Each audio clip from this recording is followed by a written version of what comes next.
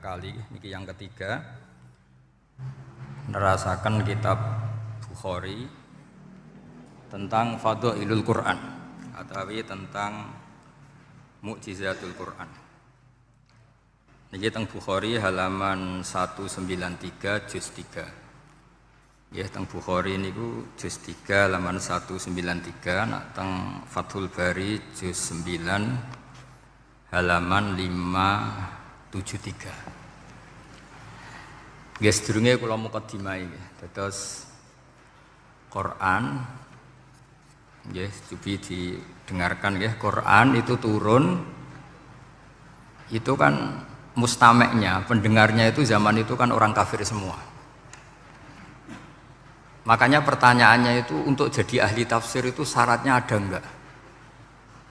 Ya syaratnya ada, harus paham itu. Lalu syaratnya paham itu apa? Untuk Quran itu syaratnya satu, ya dapat hidayat itu. Karena kalau kita pakai standar apapun itu tidak bisa. Karena banyak orang kafir dulu karena punya pengetahuan yang baik tentang uslubul kalamil Arab, itu Quran turun itu memahami dan faham. Ini termasuk yang diceritakan Shahibus Shahih, yaitu Imam Bukhari. Imam Bukhari itu cerita ada orang namanya Jubair bin Mut'im, itu kafir. Saya ulang lagi ya, Jubair bin Mut'im itu kafir. Dia datang ke Madinah untuk negosiasi Asra Badrin, tawanan perang Badar.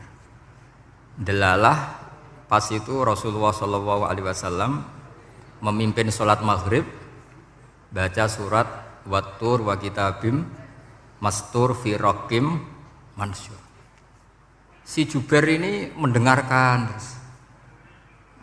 itu kok enak. Nah dia mulai argumentasi kekafirannya terganggu, logika kekafirannya terganggu. Itu ketika Allah mulai mempertanyakan am khuliqu min ghairi syai'in.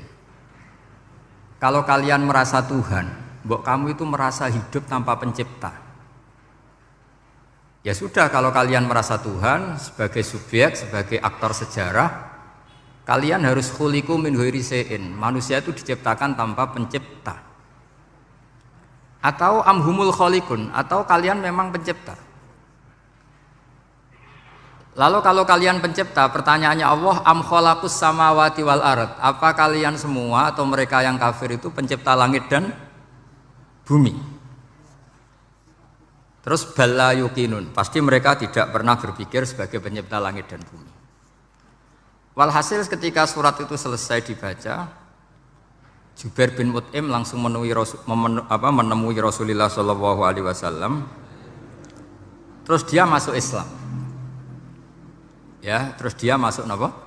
Islam. Ini bukti bahwa Quran itu bisa difahami orang kafir dan bisa menjadi sababul hidayah. Sebab itu saya pastikan jika Quran itu dikaji orang non-muslim dengan niat belajar, itu harus diberi hak. Wa in ahadum minal musyrikin astajaroka fa'ajirhu hatta yasma'a kalam Allah summa ablihu napa makmana. Jika ada orang kafir minta akad aman supaya dia bisa belajar Quran, harus diberi hak. Karena awal-awal Quran itu saking fasohahnya, saking jameknya, saking jelasnya, bahkan aslama Umar mergo bistimaihi atau bisamaihi ayat Al-Quran. Wa kadzalika aslama Jubair bin Mut'im juga ketika mendengar ayat Quran. Pertanyaannya kan, dia ketika mendengar itu muslim apa masih kafir? Masih apa? Kafir. Dan aslama setelah mendengarkan ayat apa? Quran. Ini nanti saya terangkan secara logika mukjizatnya. Terus ini sekaligus pamit kalian pengurus Menara, juga utamanya Pak Najib, ya Haji Najib. Saya akan suasananya ngaji seperti ini dan insya Allah selalu pakai Bukhari di bab Fadhailul Quran atau Mukjizatul Quran. Nanti setelah niki do ngopi mulai uteke tumerap. Ning Jawa iku ribet niki cara disiplin ngaji wis kriminal. Mergo ana kopi ana ngaji, mesti wong eling kopi sik. Sajane cara disiplin ngaji kriminal. Tapi wong niki mboten disiplin dadi pun kula waca nggih. Bismillahirrahmanirrahim. Ini cerita Islamnya Jubair bin Mut'im. Yes, di Bukhari saya juz 3 halaman 193, kalau di Fathul Bari juz 9 halaman 583. Ini nanti ngaji sampai jam 3. Nanti jadi kalau jam 3 top. Kok yang ketok sampean seneng nganti jam 3. Nah, kita ora paham nggih seperempat jam. Nggih, haddatsana al-Humaydi, haddatsana Sufyan, qala nggih qala haddatsuni 'ani Zuhri an Muhammad bin Jubair bin Mut'im an abihi. Qala sami'tu an-nabiyya sallallahu alaihi wasallam yaqra'u fil maghrib bit-tur. Falamma balagha hadhil ayat am khuliqu min ghairi syai'in am humul khaliqun. Terus am khalaqus samawati wal ard bal la yuqinun am indahum khazainu rabbika am humul musaytirun. Kada qalbi ayatiron. Kada meh-meh apa qalbi ati ingsun iku ayatira yen to terbang apa qalbi. Hampir hatiku itu hilang, nyaliku sebagai orang kafir itu hilang karena argumentasi saya kalah. Kalah itu ya kalah. Jadi karena Allah itu sangat rasional. Saya berkali-kali kalau ngaji bilang Allah itu zat paling fair, paling kalau boleh dibahasakan tuh ngajak kita sangat-sangat rasional. Saya berkali-kali ngaji bilang untuk menafikan Tuhan selain Allah itu Allah cara nantang itu sederhana sekali. Qul ara'aytum ma tad'una min dunillah aruni madza khalaqu minal ardi am lahum syirkun fis samawati. Kalau kalian punya Tuhan selain saya, kata Allah tidak apa-apa. Asal yang kamu tuhankan itu punya reputasi lah. Ketika aku bangun langit itu ya urun-urun tau apa. Melok gawe langit ora, urun semen ora, kok melok jadi pangeran piye. Jadi aruni.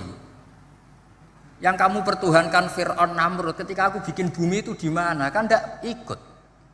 Tahu-tahu lahir di bumi, tahu-tahu sebagai Tuhan. Ini apa-apaan itu. Jadi aruni madza khalaqu minal ardi am lahum syirkun fis sama.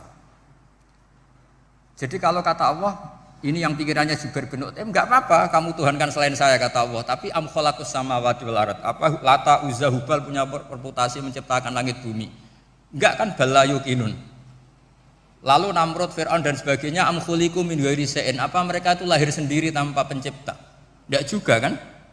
Nah, logika-logika itulah yang menjadikan Jubair bin Mut'im, Sayyidina Umar, Khalid bin Walid banyak yang menjadi masuk apa? Islam.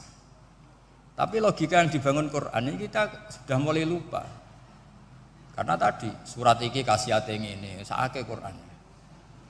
Waqiah mari di duwe, Ra'at nyepet wong mati kan sudah kasihate itu sudah. Jadi bayan ora mati-mati diwacana surat napa? Ra'at. Dia lupa secara fikih itu hukumnya gimana itu? Apa qatil enggak? Ada orang mau mati tidak mati-mati, kamu bacakan Ra'at langsung mati. Ini pembacanya ini qatil apa enggak? Ini harus dibahsul masail di Masjid Menara. Karena sebelum dibacakan Ra'at itu enggak mati-mati, setelah dibacakan mati. Ini kategorinya itu qatlun amdul khata' apa khata' sibul khata' apa. Jadi Quran itu menjadi hilang mukjizatnya kalau kita terus ngomong khasiat itu. Waqiah terus mari di duwe. Ra'at nyepet wong napa? Mati. Terus surat Baqarah itu mari tolak napa? Apa terkenalin? Tolak santet ya? Ya sebetulnya enggak apa-apa tapi yo sakake Qur'ane lah, jangan ya tetap fungsi dasar Quran ya dabaru napa? Ayat. Mungkin kalau terangkan. Di sini kada qalbi ayatira. Kula waos ya tengene Fathul Bari. Ka'annahu inzi'ajun inda sama'i hadil ayat atau inda sima'i hadil ayat. Kalau maca 2 kali karena kalau sampean di guru sing macane simak.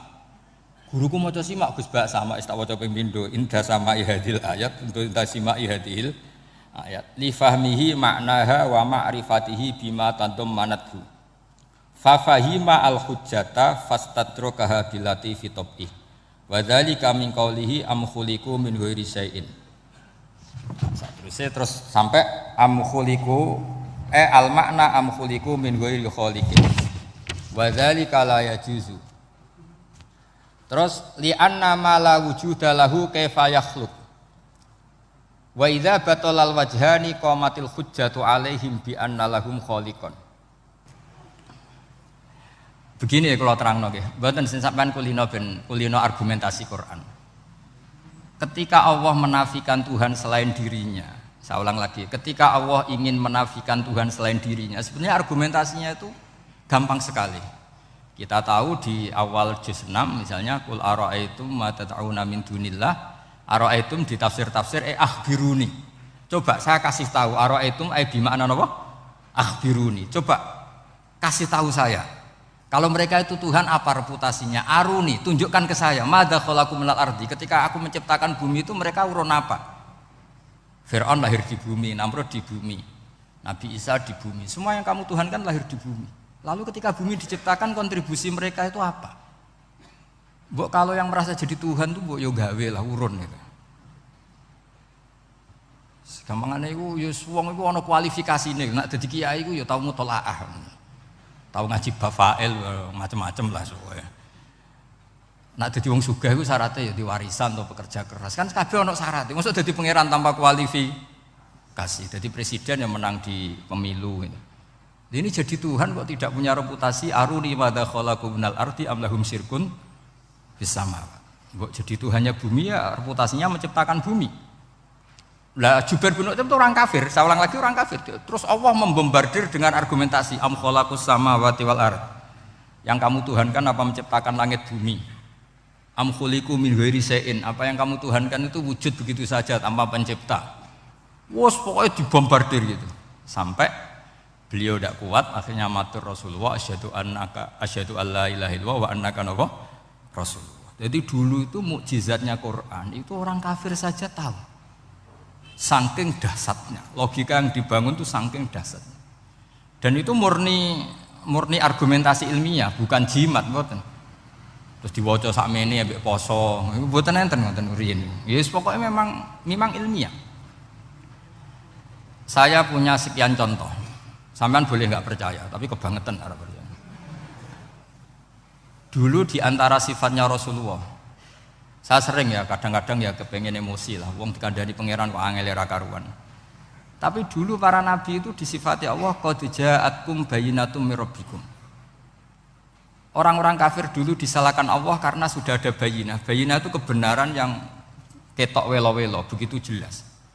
Sehingga Allah ketika mensifati kekasihnya yaitu Rasulullah SAW, itu status yang ditonjolkan Allah itu apa?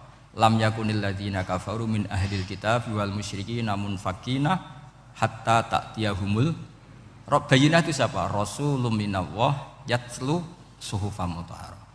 Orang kafir yang ngotot terhadap kekafirannya, baik ahli kitab maupun orang musyrik, itu tidak akan tercerabut dari akar kekafiran sehingga datanglah bayinah. Bayinah itu kejelasan yang benar welo-welo. Siapa itu? Rasulun minallah yatslu suhufam. Nah, benar welo-welo itu karena argumentasinya dibenturkan. Saya ulang lagi, dibenturkan. Saya beri sekian contoh argumentasi yang dibenturkan. Saya berkali-kali cerita kalau ngaji. Lama sekali, ya saya ulang lagi, lama sekali cara berpikir orang kafir, entah kafir Cina, entah kafir Quraisy itu sama. Di mana-mana Tuhan itu penyelesai problem. Pikiran mereka, kalau problem itu banyak ya Tuhannya harus banyak. Makanya ada dewa petir, dewa dewi keberuntungan macam-macam. Di orang kafir jahiliyah juga sama. Ini Tuhan spesialis hujan, ini Tuhan apa sesuai fungsinya. Sehingga ketika Rasulullah itu datang membawa konsep satu Tuhan, mereka protes. Disebut aja'alal alihata ilahau wahida inna hadza la syai'un ujab. Masa Tuhan satu, padahal problem kita ini banyak. Inna hadza la syai'un ujab, ini aneh. Tapi Nabi secara telaten adu argumentasi. Kalau kamu sebagai pembantu, sebagai budak, lalu majikan Anda banyak, semuanya punya perintah yang beda-beda. Kamu suka apa enggak? Ya enggak suka Muhammad. Enak mana majikan banyak sama majikan satu? Ya enak satu. Tuhan kamu itu majikan kamu. Kalau Tuhan kamu majikan kamu, kalau Tuhannya banyak, perintahnya beda-beda, habis kamu. Ya sudah amat Tuhannya satu saja.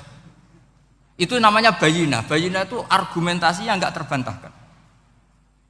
Itu yang disebut hatta ta'tiyahumul.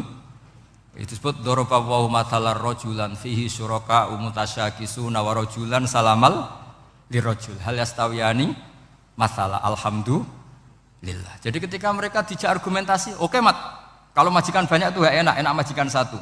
Wa rabbukum sayyidukum, Tuhan kamu itu majikan kamu, maka enak satu. Oke Muhammad, kita terima konsep itu. Alhamdulillah akhirnya mereka Islam.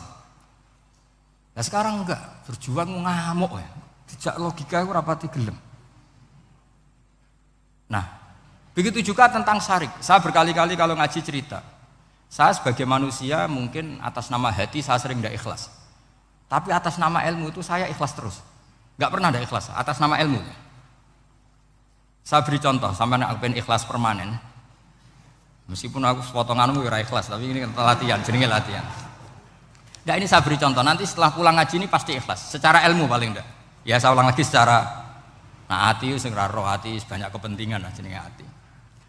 Lama sekali kita ikhlas mengatakan ini putih, ya kan? Kertas ini putih apa hitam? Putih. Kamu ikhlas enggak? Ikhlas kan? Enggak ada yang bayar kan? Kamu mengatakan putih kan enggak tak bayar.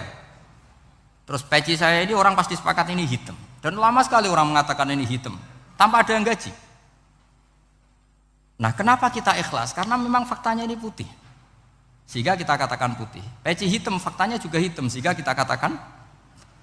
Pertanyaannya, kenapa ketika Allah kamu katakan Tuhan, kamu udah ikhlas?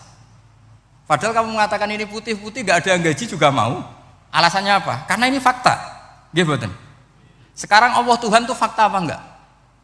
Fakta. Loh kenapa untuk mengatakan Allah Tuhan kamu nunggu opah?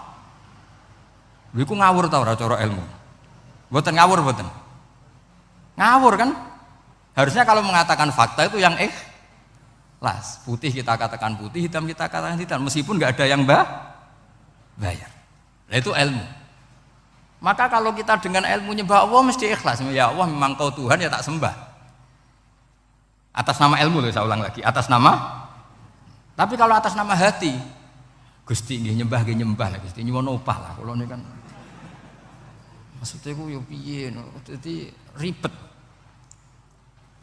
Makanya di bab fakta itu Allah ngendikan waman azlamu mimman abadani li jannatin aw narin. Laulam akhluq jannatan wala naron alam akun ahlan al-utoa. Siapa yang lebih zalim ketimbang orang yang menyembah saya yang karena takut surga atau ingin masuk surga atau takut neraka. Andai kan saya sebagai Tuhan tidak menciptakan surga atau neraka, apa terus saya tidak dituhankan? Umpama pangeran raga swarga neraka tetap pangeran tora. Tetap pangeran kan? Jadi ilmu itu beda dengan rasa. Ilmu itu pasti objektif. Nah, dulu saya ulang lagi, orang kafir itu dijak begitu itu mau.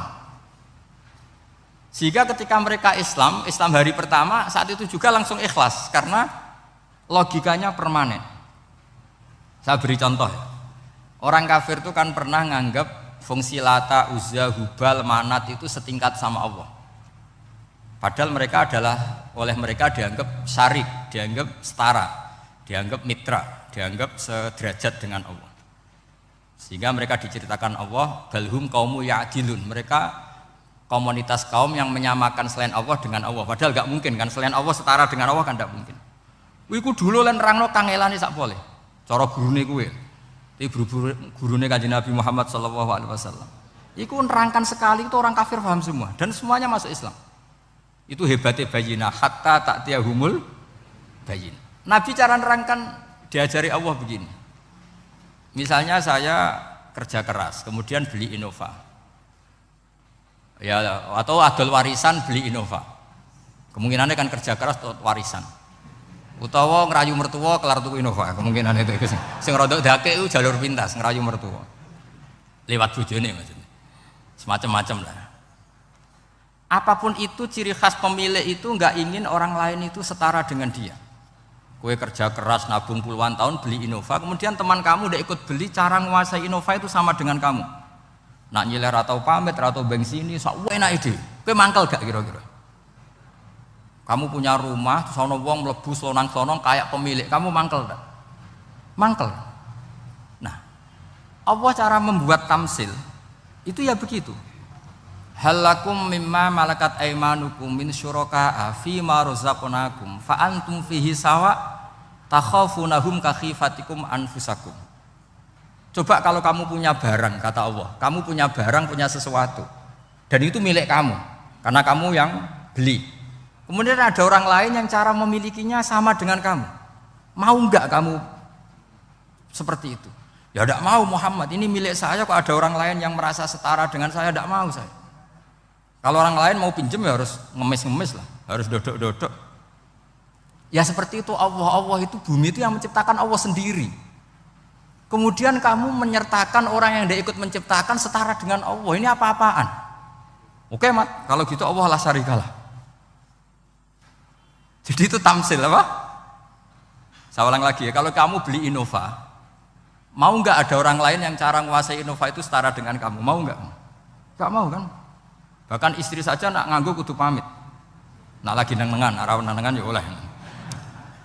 Tapi apapun itu kan tetap saja harus pamit, harus prosedur. Namanya ndak ikut punya. Nah itu kemampuan ini yang mulai hilang di umat Rasulullah. Jadi Nabi itu punya fatona. Fatona itu kecerdasan untuk memberi penjelasan. Disebut orang kafir itu tidak akan infikak, tercerabut dari cara berpikir mereka, munfakin hatta ta'tiyahumul. La bayina itu siapa? Rasulun minallah yatlu suhufam mutahhar. Jadi Nabi itu kalau memberi penjelasan itu gampang sekali. Baik itu penjelasan akidah maupun penjelasan fikih. Dulu di Medina itu abkhosun nasi kailan. Orang Madinah itu orang paling curang kalau dagang dulu sebelum Rasulullah datang. Sehingga misalnya mau beli pelem itu mangga itu, pentil ya dihitung pelem. Jadi busron itu kurma pentil ya dihitung kurma. Misalnya kulaan pari hijau ijo wis dituku, padahal urung jelas jadi padi. Lah nanti kalau kena badai angin ya sudah, apa itu uang itu nggak kembali. Ketika Rasulullah datang, Nabi mau tanya, "Cung itu tuku apa?" Tumbas pelem. Sekarang satu pohon pelem dituku 2 juta, itu rego pelem ta rego pentil? Mbak sampean jawab ya. Pentil kan gak ono regane, sakmene gitu. Ndak ketika dibayar 2 juta itu rego pentil apa rego pelem? Pentil lho mboten. Ketika pentil sakmene dituku 2 juta satu pohon itu rego pelem ta rego pentil? Pelem kan? Sekarang faktanya pentil apa pelem? Pentil. Makanya Nabi terus tanya, "Qul ara'aitum in mana'allahu as-samrah fabima yastakhilu ahadukum mala akhi." Banyak tak apa loh hadis-hadis. Andaikan nanti pentil ini kena angin, kemudian 2 juta itu bayari apa coba? Diarani bayari pelem rantuk pelem, dibayari pentil itu regane 2 juta, wong dipangan yo ora kena. Akhirnya wong Madinah sadar betapa buruknya sistem perdagangan mereka. Wong pentil kok diregani 2 juta. Semenjak itu ada fikih boleh jual pentil itu ba'da budui sholahiyah, setelah jelas-jelas jadi pelem. Paham ya? Dan Nabi cara nerangkan gampang, fabima yastakhillu ahadukum mala akhi. Lalu alasan halal itu apa? Kamu mengambil uang 2 juta atas nama apa? Atas nama pelem ya Rasul, di peleme. Atas nama pentil, mosok pentil regane 2 juta. Jadi akhirnya orang Madinah sadar semenjak itu tidak jual buah-buahan qobla budui sholahiyah, sebelum kelihatan berstatus napa? Samroh buah. Jadi Nabi itu orang yang kalau menjelaskan itu gampang sekali. Dulu itu Nabi pernah dibully orang Bedui. Nabi pernah ngendikan la adwa wala tiyarata wala hamah. Tidak ada penyakit menular. Ya ada orang Bedui itu iseng. Iseng itu ya iseng. Ada unta gudiken dijejero unta waras. Akhirnya sing waras melok gudiken. Si Bedui ya rodok kurang ajar. Rasulullah ditimbali. Ya rodok kacau ngene. Alhamdulillah gak wong kudus nih. Ya Rasulullah, katanya engkau tidak ada penyakit menular. Ini onta ini tidak gudiken, tak jejeri yang gudiken ikut gudiken. Terus Nabi banget pinter ya. Dikira Nabi itu kan kalah ya. Nabi jawabannya enak. Faman a'dal awala. Semua rawi membaca al awala. Faman Fam mongko te sapa ada maringi nular sapa man al awala sing pertama. Ya nek iki jarimu ketularan iki, lha iki ketularan sapa? Sing pertama gudiken. Wah iku asli lah ya maksudku ya sing iki. Jadi Nabi itu gak pernah kalah kalau argumentasi. Nah sekarang banyak umatnya Nabi, tambah soleh itu tambah rapati iso mikir biasanya. Makanya Mbah Mun terkenal bikin jargon zada khusyu'an zada jalan ini. Karena kemampuan fatona itu juga harus diwaris. Saya beri contoh ini ngaji hujjah, ini masih ngaji tentang Quran. Biar kamu tahu kualitas Quran itu mukjiz betul. Ini tak bacakan 2 kitab, yang permanen itu Bukhari. Saya bawa usul fikih yang dikarang Abu Bakar Al-Baqilani, gurunya Imam Haromen. Jadi mbah gurunya Imam Ghazali. Imam Ghazali ngaji Imam Haromen, Imam Haromen ngaji namanya Syekh Abu Bakar Al-Baqilani. Itu orang top, orang terkenal sekali. Itu ngarang kitab namanya I'jazul Quran, itu yang dipakai hampir semua ulama itu. Saya pernah belajar itu pas musim haji. Saking sakralnya kitab itu tak baca berkali-kali pas musim haji, I'jazul Quran. Orang kafir itu kan otaknya sudah error, tapi kandanannya angel. Dan itu kalau kita salah ngelola argumen itu bisa kalah. Ya. Saya beri contoh. Ya. Ketika Nabi Musa memaklumatkan sebagai nabi, itu Fir'aun tanya, "Wama Rabbul Alamin?" Lalu Tuhan Rabbul Alamin itu siapa? Jawabnya Musa nggih normatif, Rabbus samawati wal ard, yang nuhani langit dan bumi. Fir'aun enak aja, gampang. Ma'alim tulakum min ilahil ghairi. Saya jalan-jalan kemana-mana yang dituhankan di bumi saya, berarti ya saya Tuhan. Soal kemungkinan Tuhan di langit, terus Haman dipanggil. Haman itu arsitekturnya Fir'aun. Ya Haman ibn li sorkhal ali abluhul asbab as-samawati fa'attali'a ila ilahi Musa. Haman bikinkan piramida yang tinggi supaya saya bisa melihat Fir'aun. Tuhannya siapa? Musa. Wa inni la'udzunuhu kadziba. Diulang beberapa ayat, ada yang wa inni la'udzunuhu minal kadzibin, itu ada beberapa ayat malah. Musa kan kaget. Oh ini nak piramida dadi Fir'aun munggah mesti ra roh pangeran. Wong sing aku nabi ora tau roh langsung apa santri ta barang ora roh. Ini kan Fir'aun Musa akhirnya bingung. Iki misalnya munggah tenan mesti ra roh Allah, padahal kata Musa, kata siapa Fir'aun? Ibnili sorkhal ali abluhul asbab as-samawati fa'attali'a ila ilahi Musa. Kemudian saya bisa melihat Tuhannya siapa? Musa. Wah jare Musa, wah prono iki nak munggah tenan tetep ra roh Allah, jare Allah gak ono. Wong Firaun wis kadung geblek. Angger gak roh berarti gak ono. Apa yang dilakukan Nabi Musa? Beralih argumen. Saya ulang lagi, beralih argumen. Ya sudah, definisinya tidak seperti itu. Tuhan definisinya tak rubah. Rabbukum wa rabbu abaikumul awalin. Sing mengerani buyutem. Wah, itu langsung sak majelis separuh itu iman. Wah, ini nak Fir'aun pangeran, buyut-buyutnya rano pangeran. Karena pangerannya datang terlambat. Ini aneh, pangeran dhisik buyute piye? Wong buyute ra pangeran kok putune pangeran. Akhirnya Fir'aun langsung cara Jawa semane wah entek. Nah, makanya kalau Syekh Nawawi ngendikan, kalau debat kok wis muring-muring wis ra ilmiah. Makanya terus Fir'aun la'as alannaka minal masjunin, tak penjara gue. Dia sudah ada ilmiah lagi. Ketika Rabbus samawati wal ardi, Fir'aun masih berusaha ilmiah. Saya kemana-mana dituhankan fil ardi, maksudnya di bumi. Soal kemungkinan di langit, saya nanti bikin bangunan mau lihat Tuhanmu Musa. Tapi ketika dipojokkan dengan Rabbukum wa rabbu abaikumul awalin, yang nuhani nenek moyang kamu, entek Fir'aun. Waduh, aku di bapak di mbah. Mbahku ya ora pangeran kok putune pangeran. Berarti mbahku tanpa apa? Pangeran. Wah ribet iki. Penjara Musa. Jadi emosi dia karena sudah enggak bisa debat sudah.